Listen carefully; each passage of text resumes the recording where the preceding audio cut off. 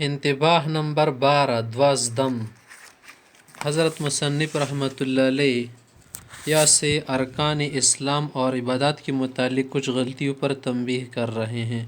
کہہ رہے کہ بعض لوگوں نے یہ غلطی کی ہے کہ احکام کو مقصود بذات نہیں سمجھا۔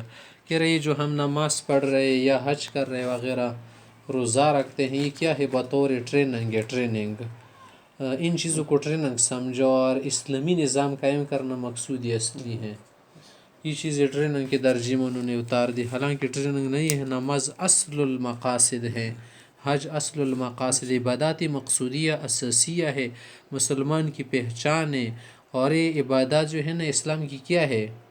شعار ہے، شعار۔ بلکہ ہر حکم کو اپنی رائے سے ایک حکمت نکال کر ان حکم کو مقصود سمجھا، حکمتوں کو مقصد سمجھا۔ حکمت کی جمع ہے۔ بعض لوگوں نے غلطی کر دیے کہ روزے کا مقصد کیا ہے؟ نفس کو مغلوب کرنا، اور نفس تو بعض اوقات سے بھی مغلوب ہو جاتا ہے، چلو کچھ دن کھانا نہیں کھائیں گے، روزے کی ضرورت ہی نہیں۔ کہاں کہ حج سے مقصد یہ ہے نا کہ آدمی کی ورزش ہو جائے نا، تو اس سے مشکلات کا جو کیا ہے برداشت کرنا، تحمل کرنا آدمی میں آ جاتا ہے۔ تو حج کی جگہ چلو یہاں پر کیا کریں گے، کچھ ٹریننگ وغیرہ کریں گے، کچھ کیا کریں گے، کچھ دن کلب میں رہیں گے، تو اس سے یہ مقصد پورا ہو جائے گا۔ اس طرح سے انہوں نے کہا کہ مسواک کا مقصد یہ منہ کو صاف کرنا نا، تو جس چیز سے بھی منہ صاف ہو جائے وہ مسواک کی جگہ کا ایک مقام ہے، اور اس کو کیا سمجھا؟ بس ایک ذریعہ سمجھا طہارت کا، یہ نہیں سمجھا کہ کیا ہے معزز و مکرم چیز، رسول اللہ نے اس کو بہت اہمیت دی تھی۔ تو ان چیزوں کو کیا سمجھا انہوں نے؟ مصلحتوں کی ذرائع سمجھ لیے، کچھ حکمت، کچھ مصلحت، فوائد حاصل ہوتے، فوائد کے لیے انہوں نے کیا کر دیا، شروع کر دیا۔ حالانکہ فوائد تو ویسے بھی حاصل ہو جاتے نا، اصل مقصد عبادت کرنا کرے۔ ایک آدمی کہے گا کہ میں تمہیں سکی سے زندگی بھر کروں گا نا، کہ میرے منہ سے بدبو نہیں آئے گی، دانتوں کو کیڑا نہیں لگے گا، میرے دانت بھی صاف رہیں گے، ہاضمہ بھی میرا ٹھیک رہے گا، تو چلو آپ نے یہ کر دیا نا، ممکن آپ کو یہ فائدے حاصل ہو جائے، لیکن وہ سنت ادا نہیں ہوگی۔ آپ نے سنت کے طور پر اسے یوز نہیں کیا، بلکہ اپنا مقصد اس سے پورا کیا، اور ان حکمتوں اور مصلحتوں کو دوسرے طرق سے حاصل کر سکنے کے بعد پھر ان احکام کی ضرورت نہیں سمجھی۔ وہ کہتے ہیں کہ جب دنداسی سے پیدا ہوتے تو مسواک کی کیا ضرورت؟ جب ٹوتھ پیسٹ سے یہ حاجت پوری ہوتی ہے نا، تو مسواک کی جگہ ٹوتھ پیسٹ سنت ہے، چلو آج کے بعد، کیونکہ مقصد انہوں نے کیا کر دیا؟ منہ والی طہارت کو سمجھا۔ مثلا نماز میں تہذیب اخلاق کو، کہ نماز سے آدمی میں تہذیب آ جاتی ہے نا، اخلاق آ جاتے ہیں، اور وضو میں صرف تنظیب کو مقصد سمجھا کہ وضو سے آدمی کو نظافت، صفائی حاصل ہوتی، تنظیب مانا صفائی ستھرائی، اور روزے میں تعدیل قوت بہیمیہ، روزے سے کیا حاصل ہوتا ہے؟ قوت بہیمیہ مانا قوت حیوانیہ، یعنی شہوت والی جو طاقت ہے، جب آدمی پر غالب ہو جاتا ہے آدمی حیوان بن جاتے اس وقت۔ تو کہہ رہے کہ اور زکوٰۃ میں ایسے لوگوں کی دستگیری کہ جو ترقی کے ذرائع پر قادر نہیں۔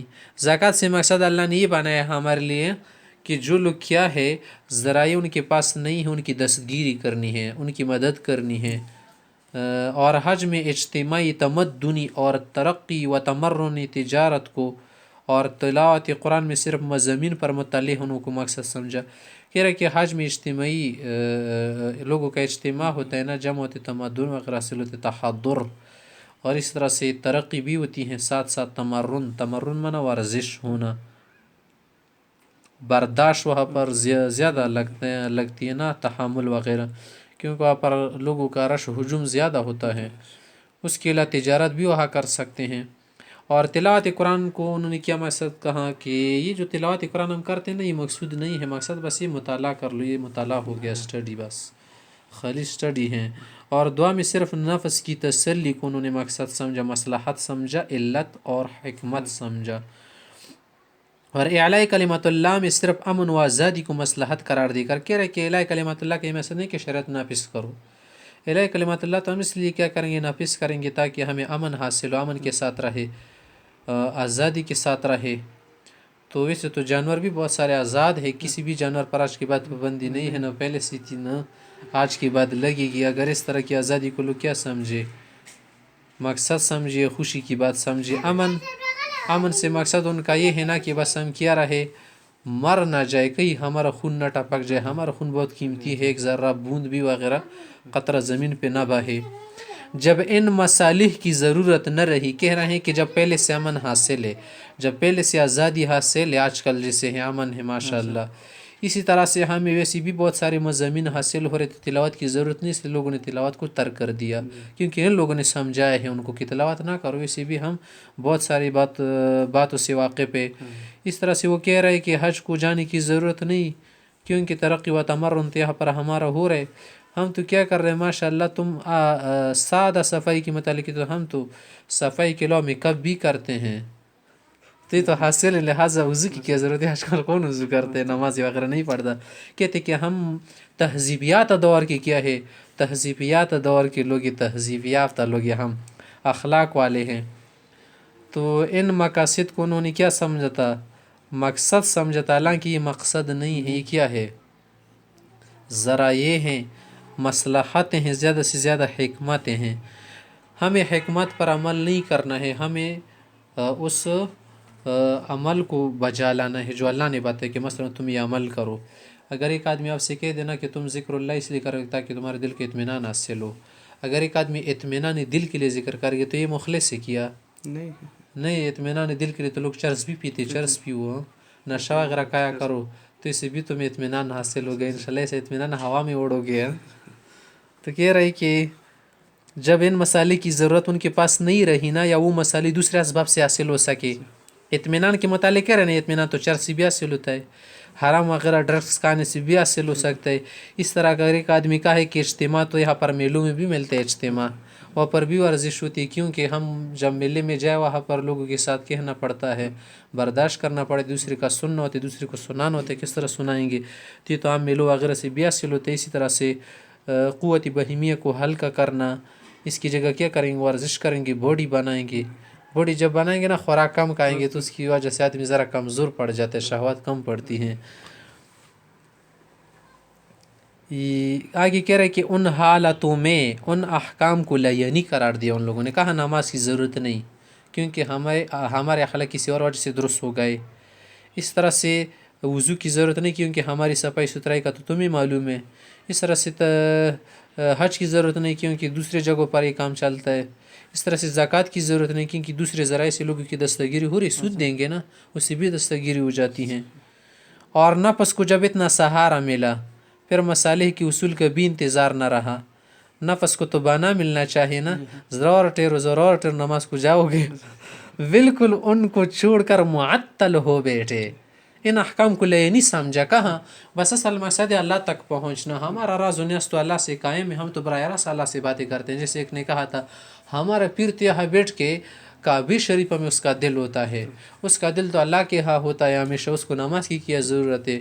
جس سے ہمارے دنیاوی لوگ جو ہے نا، یہ خیال کرتے کہ اگر ہم کسی وزیر اعظم سے یا بڑے آدمی سے واسطہ بنائیں گے نا، تو پھر یا کسی جگہ پر ہم مزدور ہونا، واسطہ وغیرہ بنا کر ہم سے کام بھی ہلکا کریں گے، چلو تم آج کے بعد کم کام کرو، یہ لوگ 8 گھنٹے کرتے ہیں نا، تم 3 گھنٹے کرو، صرف ان پر نظر رکھو، تو دیکھیں 5 گھنٹے بادشاہ تو مفت تنخواہ بھی انہیں کی طرح۔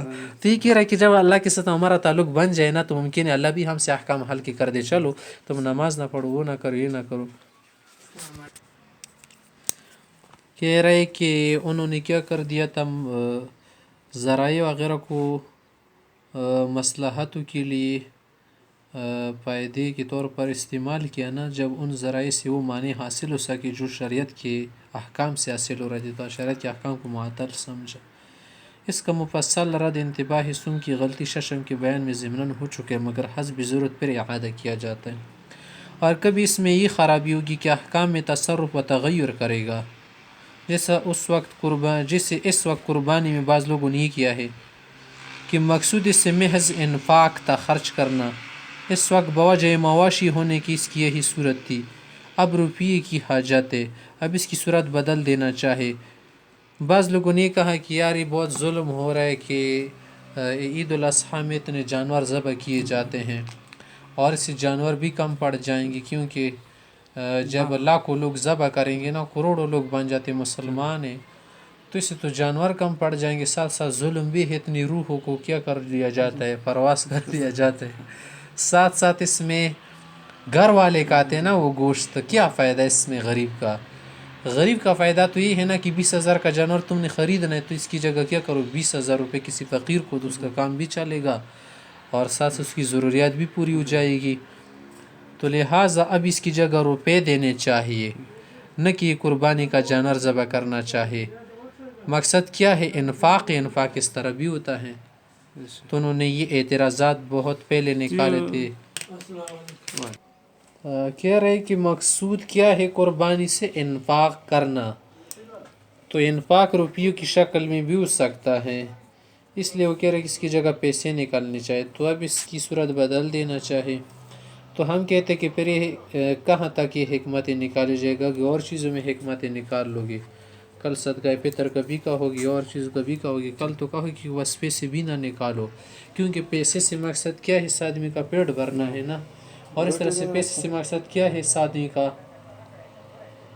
کہ اپنے لیے شادی کرے. چلو شادی کی ضرورت نہیں، کسی اور جگہ پروگرام بنائیں گے اس کے لیے. کیا کوئی شخص اعداد رکعت کی حکمت بتلا سکتے؟ کیوں 3 رکعت مغرب کی بتا سکتے کوئی؟ تو اگر کہے کہ اس کی یہ حکمت ہے تو کہاں سے لائے گا؟ اگر لائے گی بھی تو ہم بھی اس کو کوئی نہ کوئی جواب دیں گے کہ 3 رکعت کی اگر آپ نے حکمت بتائی ہے تو ہم بھی آپ کے کاموں کے بہت سارے حکمت انشاءاللہ بتا سکتے ہیں کہ یہ کام جو ہے نا یوں نہیں ہونا چاہیے، اس طرح ہونا چاہیے. اگر ہم عقل سے کیا کریں؟ حکمت نکالنا شروع کر دے، اور اگر ان چیزوں کے لیے عقل کافی ہوتی تو پھر انبیاء کرام علیہم السلام کی آنے کی ضرورت نہ تھی. عقل سے نہیں چلتی شریعت. شریعت تو ہے ہی نہ عقل سے. دنیا کی چیزیں عقل سے چلاؤ، جب کہ دنیا میں بہت سے عقلاء اور حکامہ ہر زمانے میں پائے گئے ہیں، پھر بھی اللہ نے انبیاء بھیجے. تو معنی یہ ہے کہ یہ چیزیں عقل سے نہیں کی جاتی بلکہ نقل سے ہیں.